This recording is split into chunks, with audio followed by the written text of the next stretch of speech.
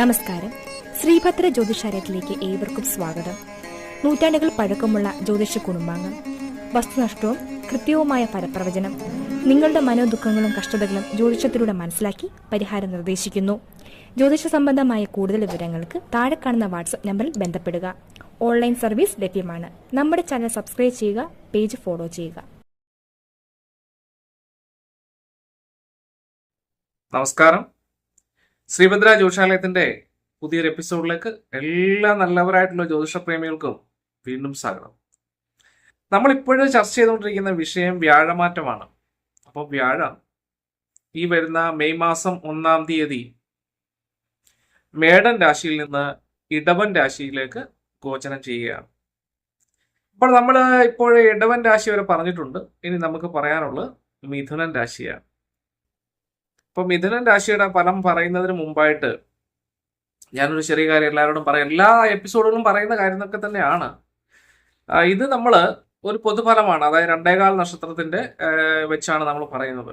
അതായത് കൂറ് വെച്ച് 2.25 നക്ഷത്രമാണ് ഒരു കൂറ്. അപ്പം അതിനെ അടിസ്ഥാനപ്പെടുത്തിയാണ് നമ്മൾ ഇത് പറയുന്നത്. അപ്പോൾ ഓരോരുത്തർക്കും ഇപ്പം മിഥുനൻ രാശി എന്ന് പറഞ്ഞാൽ വ്യാഴം 12-ലാണ് വരുന്നത്. അപ്പം വ്യാഴം 12-ൽ വരുമ്പോൾ കുറച്ച് പ്രശ്നങ്ങൾ ഉണ്ടായേക്കാം ചില ആൾക്കാർക്ക്. അതുപോലെ തന്നെ ഭാഗ്യസ്ഥാനത്ത് ശനിയൊക്കെ നിൽക്കുന്ന സമയമാണ്. അപ്പൊ എല്ലാവർക്കും പ്രശ്നങ്ങൾ ഉണ്ടാകുമോ എന്ന് ചോദിച്ചാൽ ഒരിക്കലുമില്ല. കാരണം അവരുടെ ഗ്രഹനിലയൊക്കെ അടിസ്ഥാനപ്പെടുത്തിയാണ് പൂർണ്ണമായിട്ടുള്ള ഫലം വരുന്നത്. അപ്പോൾ നമുക്ക് പറഞ്ഞു തുടങ്ങാം മിഥുനൻ രാശിയുടെ ഗുണദോഷങ്ങൾ. അപ്പോൾ മകയിരത്തിന്റെ അവസാനത്തെ പകുതി ഭാഗം 30 നാഴിക, മകയിരത്തിന്റെ അര, തിരുവാതിര പുണർത്തിന്റെ 1/4 ഭാഗം. ഇപ്പൊ മകയിരത്തരയും തിരുവാതിരയും പുണർത്തിന്റെ 1/4 ഭാഗവും ചേർന്നാണ് മിഥുനക്കൂറ് അല്ലെങ്കിൽ മിഥുനൻ രാശി എന്ന് പറയുന്നത്. അപ്പൊ മിഥുനൻ രാശിക്കാർക്ക് ശരിക്കും പറഞ്ഞു കഴിഞ്ഞാൽ നല്ലൊരു സമയമാണ് നടന്നുകൊണ്ടിരുന്നത്. 11-ൽ വ്യാഴമൊക്കെ ആയിരുന്നു. വളരെ മെച്ചപ്പെട്ട സമയമായിരുന്നു. അപ്പം അവര് ഉദ്ദേശിച്ച കാര്യങ്ങളൊക്കെ ഫലപ്രാപ്തിയിൽ എത്തുന്ന ഒരു സമയമായിരുന്നു ഈ കഴിഞ്ഞ കാലങ്ങളിലൊക്കെ. കുറച്ചെങ്കിലും ജീവിതത്തിൽ നേട്ടങ്ങൾ കൈവരിച്ച ഒരു കാലമെന്ന് തന്നെ നമുക്ക് പറയാം. അപ്പം ആ ഒരു വ്യാഴത്തിന്റെ പ്രത്യേകത നമ്മൾക്ക് തീർച്ചയായിട്ടും മനസ്സിലാക്കേണ്ടതാണ്. കാരണം വ്യാഴം എന്ന് പറയുന്ന ഗ്രഹം വളരെ ഗുണാനുഭവങ്ങൾ നൽകാൻ കഴിവുള്ള ഒരു ഗ്രഹമാണ് വ്യാഴം. ജ്യോതിഷത്തിലെ ഈശ്വരാധീനം ചിന്തിക്കുന്ന ഗ്രഹമാണ് വ്യാഴം. ഇപ്പൊ നമ്മൾ ജ്യോതിഷനെ കാണാൻ പോകുമ്പോഴൊക്കെ പറയാറില്ലേ, വ്യാഴം മറിഞ്ഞിരിക്കുകയാണ്, ഈശ്വരാധീനക്കുറവാണ് എന്നൊക്കെ നമ്മളോട് പറയാറുണ്ട്. അപ്പൊ അതിനുള്ള കാരണം വ്യാഴത്തിന്റെ പ്രീതി, വ്യാഴപ്രീതി ഇല്ല. വ്യാഴം എന്ന് പറയുന്ന വിഷ്ണുവിന്റെ ഗ്രഹം, വിഷ്ണുവിനെ സംബന്ധിച്ചാണ്. അല്ല, കൃഷ്ണനെയൊക്കെ നമ്മൾ നോക്കാം, വ്യാഴത്തിനെ കൊണ്ട് നമുക്ക് അങ്ങനെ പറയാം. അപ്പൊ അങ്ങനെ വിഷ്ണുപ്രീതികരമായ കർമ്മങ്ങളൊക്കെ നമ്മളോട് പറയും. വ്യാഴം മറിഞ്ഞിരിക്കുകയാണ് എങ്കിൽ അങ്ങനെയൊക്കെയുള്ള കാര്യങ്ങൾ നമ്മളോട് പറയാറുണ്ട് അല്ലെ. കൃഷ്ണന്റെ അമ്പലത്തിൽ പോയിട്ട് പാൽപ്പായസം നടത്തണം, അല്ലെങ്കിൽ നമുക്ക് മറ്റു പരിപാടികൾ, തുളസിമാല, സഹസ്രനാമം, ഇങ്ങനെയൊക്കെ നമ്മളോട് പറയാറുണ്ട്. അപ്പം അങ്ങനെ ഈശ്വരാധീനം ചിന്തിക്കുന്ന, അല്ലെങ്കിൽ നമുക്ക് ഗുണം തരാൻ കഴിവുള്ള, അല്ലെങ്കിൽ നമ്മളെ ഉന്നതിയിൽ എത്തിക്കുന്ന ശ്രേഷ്ഠമായിട്ടുള്ള കഴിവുകളുള്ള ഒരു ഗ്രഹമാണ് വ്യാഴം. അപ്പൊ ആ വ്യാഴം 12-ൽ വരികയാണ്. പാപം വേഞ്ച പതനം സ്ഥാനഭ്രംശ വൈകല്യം. അപ്പം പാപത്തിലേക്കും പതനത്തിലേക്കും വ്യയത്തിലേക്കും സ്ഥാനഭ്രംശത്തിലേക്കും ഒക്കെ 12-ാം ഭാവം അങ്ങനെയാണ് നമ്മൾ പറയുന്നത്. അപ്പോ അങ്ങനെ വരുമ്പോൾ നമുക്ക് ചെറിയ ദോഷങ്ങളൊക്കെ തന്നെ ഉണ്ടാവും. ദോഷങ്ങൾ എന്ന് പറഞ്ഞു കഴിഞ്ഞാൽ ഞാൻ ആദ്യം പറഞ്ഞു, തുടക്കത്തിൽ പറഞ്ഞു, ഇപ്പോൾ വ്യാഴദശ സഞ്ചരിക്കുന്ന ആൾക്കാർക്ക്, വ്യാഴം ഗ്രഹനിലയിൽ അനിഷ്ടസ്ഥിതിയിൽ നിൽക്കുന്ന ആൾക്കാർക്ക്, അല്ലെങ്കിൽ ഇപ്പോൾ വ്യാഴത്തിന്റെ അപകാരകാലം സഞ്ചരിക്കുന്ന ആൾക്കാർക്ക്, ഇങ്ങനെയൊക്കെ വരുമ്പോൾ അല്ലെ വ്യാഴത്തിന് ബലക്കുറവ്, അതിന്റെ നീചരാശിയിൽ നിൽക്കുന്ന വ്യാഴമാണെങ്കിൽ ഗ്രഹനിലയില്, ഇങ്ങനെയൊക്കെയുള്ള ആൾക്കാർക്ക് ഇപ്പോൾ സമയം കുറച്ച് മോശകരം തന്നെയാണ്. അപ്പോൾ പ്രത്യേകിച്ച് കർമ്മമേഖലയിൽ, കർമാധിപനാണ്. ഇപ്പൊ കർമ്മമേഖലയിൽ ഉള്ള പ്രശ്നങ്ങൾ, ജോലി സംബന്ധമായിട്ടുള്ള മേഖലയിൽ പലവിധ തടസ്സങ്ങളും ഉണ്ടാവും. ചിലപ്പോൾ ജോലി നഷ്ടപ്പെട്ടേക്കാം. ബിസിനസ് സംബന്ധമായിട്ടുള്ള ചില ചെറിയ പ്രശ്നങ്ങൾ മുഖേന സാമ്പത്തിക നഷ്ടങ്ങൾ ഉണ്ടായേക്കാം. നെഗറ്റീവ് ഒത്തിരി പറഞ്ഞ് മോശമാകുന്നു എന്ന് പറയരുത് കേട്ടോ. കാരണം വ്യാഴം 12 നിൽക്കുന്നത് നല്ല ഗുണാനുഭവങ്ങൾ പറയുന്ന ആൾക്കാർ കാണുമായിരിക്കും ഈ ചാനലിനകത്ത്. കാരണം ഈ യൂട്യൂബ് ചാനലിനകത്ത്. കാരണം പലരും എന്നോട് പറയാറുണ്ട്, ഈ 10 ജ്യോതിഷന്മാരും 10 അഭിപ്രായം പറയുന്നത് എന്താണ്? അപ്പം വ്യാഴം 12 നിൽക്കുന്നത് കൊണ്ട് ഒരിക്കലും നമുക്ക് ഗുണം പറയാനായിട്ട് സാധിക്കില്ല. അപ്പൊ അതുകൊണ്ടാണ് ഉള്ള കാര്യം നമ്മൾ ഉള്ള പോലെ പറയുന്നത്. നിങ്ങൾ ചെയ്യേണ്ട കാര്യം എന്താണെന്ന് ചോദിച്ചാൽ, ഈ ഒരു വർഷക്കാലം വ്യാഴം സഞ്ചരിക്കുന്നത് ഒരു വർഷക്കാലമാണ് ഒരു രാശിയിൽ. പിന്നെ ഇടയ്ക്കൊക്കെ പുറകോട്ടൊക്കെ സഞ്ചരിക്കാറുണ്ട്. എങ്കിലും സാമാന്യനെ ഒരു വർഷക്കാലമാണ് വ്യാഴം ഒരു രാശിയിൽ സഞ്ചരിക്കുന്നത്. അപ്പൊ നിങ്ങൾക്ക് തന്നെ മനസ്സിലാക്കാം അല്ലേ, നിങ്ങൾക്ക് തന്നെ കുറച്ച് ആൾക്കാർക്കൊക്കെ കഴിഞ്ഞ ഒരു വർഷക്കാലം മെച്ചകരമായിരുന്നു. എന്നാലും വ്യാഴം പിന്നെ കുറച്ച് പിന്നെ പുറകോട്ടൊക്കെ സഞ്ചരിച്ചിരുന്നു ഇടയ്ക്ക്, പോട്ടെ. എന്നാലും പൊതുവിൽ മെച്ചകരമായിരുന്നു അല്ലേ. നമുക്ക് പിന്നെ വ്യാഴം നമ്മുടെ 11ാം ഭാവത്തിലായിരുന്നു. അതുപോലെ തന്നെ കർമാധിപനോടായിരുന്നു വ്യാഴം. അപ്പൊ അങ്ങനെയുള്ള വ്യാഴം നമുക്ക് കർമ്മമേഖലയിൽ കുറച്ച് പുരോഗതി തന്നു. ബിസിനസ്സിൽ ചെറിയ ചെറിയ ലാഭങ്ങൾ ഉണ്ടായി. സാമ്പത്തിക ലാഭങ്ങൾ, വിദേശത്ത് പോയാണെങ്കിൽ കുറച്ച് പൈസയൊക്കെ ഉണ്ടാക്കാനായിട്ട് സാധിച്ചു. അല്ലെങ്കിൽ ഗവൺമെന്റ് സംബന്ധമായിട്ടുള്ള ജോലികളൊക്കെ ആണെങ്കിൽ ലഭിച്ചവരൊക്കെ ഉണ്ട്. അപ്പൊ അങ്ങനെ നല്ല ഗുണങ്ങൾ. പിന്നെ നമുക്ക് ചെറിയ വീട് പണിയൊക്കെ തുടങ്ങാനായിട്ട് സാധിച്ചു. മക്കൾക്ക് ജോലി കിട്ടി.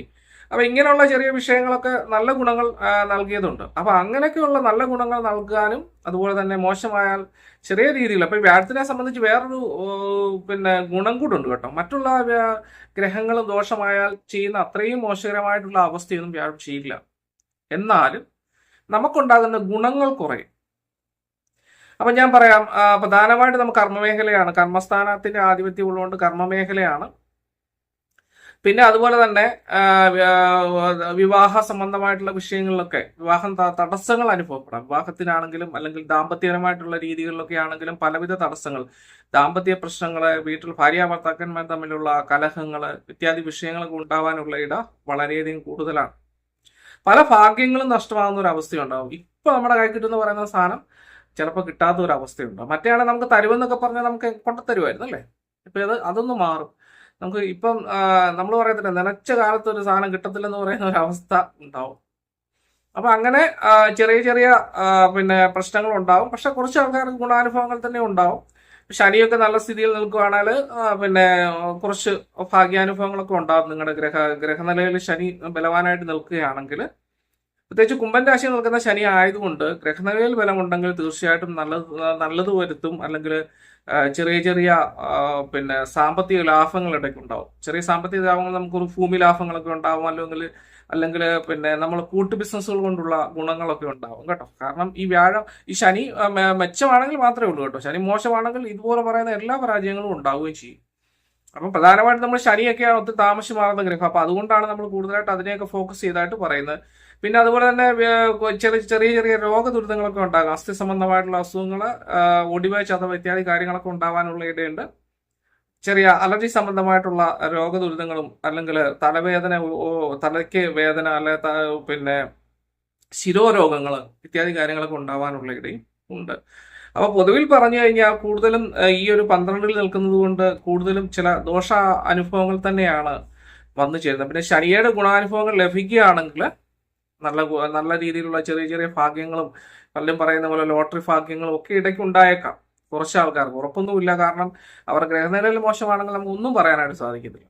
അപ്പം ഇങ്ങനെയുള്ള വിഷയങ്ങളുണ്ട്. അപ്പം പ്രത്യേകിച്ച് സന്താനങ്ങൾക്ക് പലവിധ ദുരിതാനുഭവങ്ങളും ഉണ്ടായേക്കാം. സന്താനങ്ങളെ കൊണ്ടുള്ള മാനസിക പ്രയാസങ്ങൾ ജീവിതത്തിൽ ഉണ്ടായേക്കാം. നല്ല സുഹൃത്തുക്കളൊക്കെ ചിലപ്പോൾ നമുക്ക് വിരോധമായിട്ട് തീരും. നമ്മൾ നല്ലത് പറയുന്നത് പോലും മറ്റുള്ളവർക്ക് ദോഷകരമായിട്ടുള്ള അവസ്ഥയിലേക്ക് വന്നു ചേരാനുള്ള ഒരു കാര്യങ്ങളൊക്കെ ഉണ്ട്. അപ്പൊ ഇവരൊക്കെ തന്നെ ചെയ്യേണ്ട കാര്യം ഞാൻ പറയാം, അതൊന്ന് ഫോളോ ചെയ്ത് പോവുക. ഈ തടസ്സങ്ങളൊക്കെ നീങ്ങും.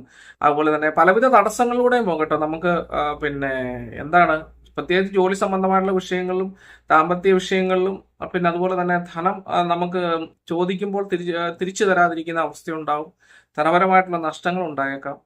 പിന്നെ കോടതി വ്യവഹാരങ്ങളൊക്കെ കൊണ്ട് പലവിധ ധനനഷ്ടങ്ങളും മാനസികമായിട്ടുള്ള പ്രയാസങ്ങളും ഒക്കെ തന്നെ വന്നു ചേർന്നേക്കാം. പിന്നെ ഞാൻ കൂടുതൽ നെഗറ്റീവ് പറയാണെന്ന് വിചാരിക്കരുത്. നെഗറ്റീവ് ആണ് പറയാൻ കൂടുതലായിട്ടുള്ളത്. അപ്പൊ അതുകൊണ്ടാണ് അങ്ങനെ പറയുന്നത്. അപ്പം പിന്നെ നിങ്ങളിപ്പോൾ ചാനൽ നോക്കിയാൽ കൂടുതലും പോസിറ്റീവ് ആയിരിക്കും പറയുന്നത്. കാരണം പോസിറ്റീവ് പറയുന്ന ചാനല് കാണാൻ. അപ്പൊ ഞാൻ ചോദിച്ചു, ഇതിനിടയ്ക്ക് നമ്മളൊരാൾ ഇതുപോലെ ഞാൻ പറഞ്ഞു 10 അഭിപ്രായമാണ് പറയുന്നതെന്ന് പറഞ്ഞു, ഞാൻ മുന്നേ പറഞ്ഞു. അപ്പൊ അങ്ങനെ ഉള്ളവര് ഞാൻ ചോദിച്ചു, അപ്പം ഈ ദോഷങ്ങളൊക്കെ പറഞ്ഞാലോ? ദോഷങ്ങളൊന്നും കേൾക്കാൻ നമുക്ക് താല്പര്യം, നമുക്ക് നല്ലത് മാത്രം കേട്ടാൽ എന്തിനു ദോഷം കേൾക്കുന്നത്? അങ്ങനെയല്ല. നമുക്ക് ദോഷമാണെങ്കിൽ തീർച്ചയായിട്ടും തിരിച്ചറിഞ്ഞ് അതിനുള്ള പരിഹാരങ്ങൾ ചെയ്യുകയാണെങ്കിൽ അതിനുള്ള മാറ്റങ്ങൾ ഉണ്ടാവും, തീർച്ചയായിട്ടും ഉണ്ടാവും കേട്ടോ. അപ്പൊ അതിനാണ് ഈ ദോഷങ്ങളൊക്കെ കൃത്യമായി പറഞ്ഞു തരുന്നത്. ഞാൻ പറയാം, നിങ്ങൾക്ക് വേണം വലിയ ഗുണങ്ങളൊക്കെ ഉണ്ടാവും, ലോട്ടറി ഭാഗ്യം ഉണ്ടാവും. അതുപോലെ തന്നെ ഇപ്പൊ തന്നെ വലിയ പിന്നെ സാമ്പത്തിക ലാഭങ്ങൾ ഉടൻ വന്നു ചേരുന്നതാണ് എന്നൊക്കെ പറഞ്ഞിട്ട് പോകും. പക്ഷെ വലിയ കാര്യമൊന്നും ഉണ്ടാവത്തില്ല. അപ്പൊ അതുകൊണ്ടാണ് പറയാത്തത്. അപ്പൊ നിങ്ങൾ ഈ വഴിപാടുകൾ ചെയ്യുക, തീർച്ചയായിട്ടും നിങ്ങളുടെ ജീവിതത്തിൽ ഗുണാനുഭവങ്ങൾ തന്നെ ഉണ്ടാവും. പ്രത്യേകിച്ച് വിദേശത്തൊക്കെ ജോലി സംബന്ധമായിട്ടൊക്കെ തേടി പോകുന്ന ആൾക്കാരും, അല്ലെങ്കിൽ വിവാഹങ്ങളൊക്കെ മുടങ്ങിപ്പോവുക. അപ്പം വിവാഹങ്ങൾ തുടർച്ചയായിട്ട് മുടങ്ങിപ്പോകുന്ന ആൾക്കാരൊക്കെ ഈ പറഞ്ഞ വഴിപാടുകൾ ചെയ്യുക. പിന്നെ ഭാര്യ ഭർത്താക്കന്മാർ തമ്മിലുള്ള ചില അഭിപ്രായ ഭിന്നതകളൊക്കെ ഉള്ളവരും പ്രത്യേകിച്ച് ഈ വഴിപാടുകൾ ചെയ്യേണ്ടതാണ്.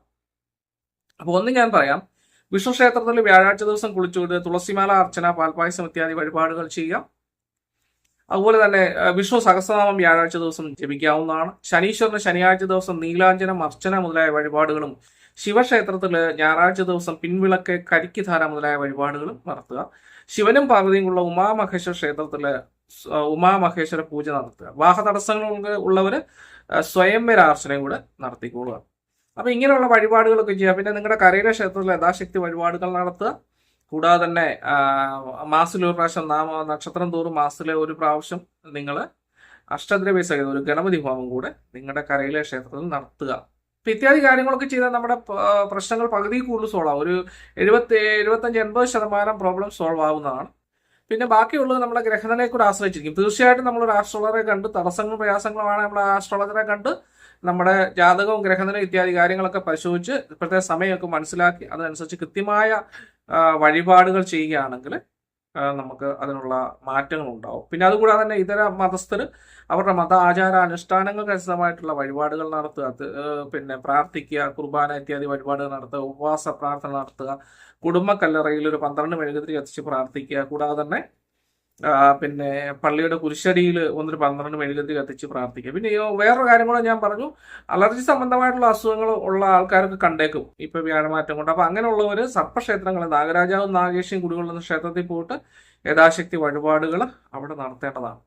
അപ്പൊ ഇങ്ങനെയൊക്കെയുള്ള ചെറിയ ചെറിയ വഴിപാടുകൾ കൊണ്ട് തന്നെ നമ്മുടെ ജീവിതം മാറ്റിയെടുക്കാനായിട്ട് നമുക്ക് സാധിക്കും. അപ്പൊ ഇത് കണ്ടുകൊണ്ടിരിക്കുന്ന എല്ലാവരും നെഗറ്റീവ് പറയാണെന്ന് ഒരിക്കലും പറയരുത് കേട്ടോ. കാരണം നമ്മളിപ്പോൾ ഇതിനകത്ത് കൂടുതൽ നെഗറ്റീവാണ് പറഞ്ഞേക്കുന്നത്. ഒരിക്കലും അങ്ങനെ ചിന്തിക്കരുത്. നിങ്ങളുടെ നന്മയ്ക്ക് വേണ്ടിയാണ്, നിങ്ങളുടെ ദോഷ പരിഹാരത്തിന് വേണ്ടിയാണ് ഈ പറയുന്നത്. അപ്പോൾ ഈ പ്രയാസങ്ങളോട് നിങ്ങൾക്ക് സ്റ്റാർട്ട് ആകുകയാണെങ്കിൽ തീർച്ചയായിട്ടും ഒരു ആസ്ട്രോളറെ കണ്ടിട്ട് അദ്ദേഹം പറയുന്ന ചെറിയ ക്ഷേത്ര വഴിപാടുകളോ അല്ലെങ്കിൽ എന്താണെന്ന് ഉദ്ദേശിക്കുന്ന വലിയ പ്രശ്നങ്ങളാണെങ്കിൽ അതിനനുസരിച്ചുള്ള പരിഹാരങ്ങളും കാര്യങ്ങളും ഒക്കെ ചെയ്യുക. അപ്പൊ എന്താണെങ്കിലും എല്ലാവർക്കും ഈ ഒരു വർഷക്കാലം വ്യാഴമാറ്റം കൊണ്ട് വളരെ ഗുണാനുഭവങ്ങൾ തന്നെ ഉണ്ടാവട്ടെ എന്ന് ജഗദീശനോട് ആത്മാർത്ഥമായിട്ട് പ്രാർത്ഥിക്കുന്നു. നന്ദി, നമസ്കാരം.